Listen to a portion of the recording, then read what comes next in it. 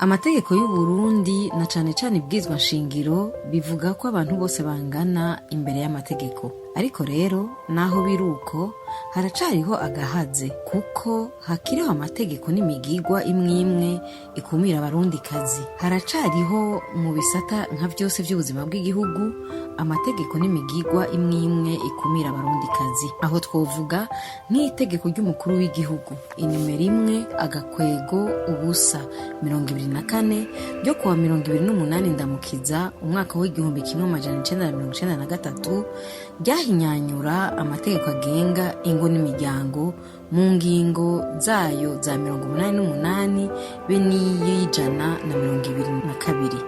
Itegeko ry'umukuru w'igihugu inimero 1/ubusa 37 ryo ku w'indwi Mukakaro 1993 ryasubiramwo amategeko agenga akazi mu ngingo yayo y'123.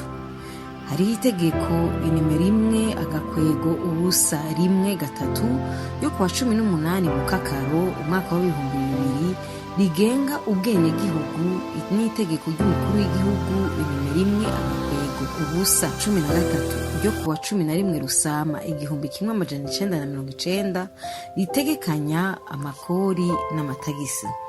Ayo mategeko yose aracinyiza umukenyezi mu kutamufata co kimwe n'abagabo. Ivyo rero bigaheza bikagira ingaruka z'umurengera.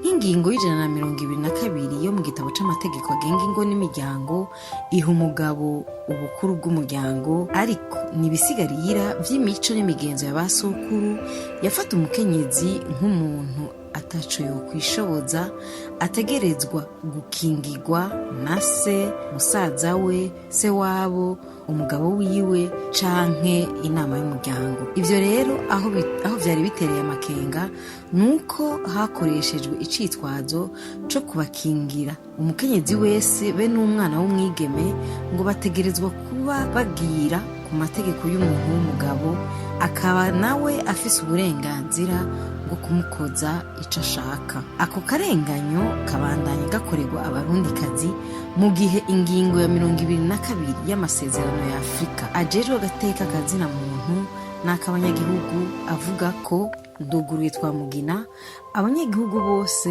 bangana imbere y'amategeko, abakingira co kimwe bose. Nta numwe ategerezwa gukumirwa kubera iyava, ubwoko bwiwe, ibara ry'urukoba, igitsina ciwe, ururimi avuga, imibereho yiwe canke ivyiyumviro vyiwe, haba mu vy'amadini canke mu vya politike, ubumuga bw'umubiri canke ubwo mu mutwe, ko yoba agwaye umugera wa sida canke izindi ngwara. Ndugaye twamugina.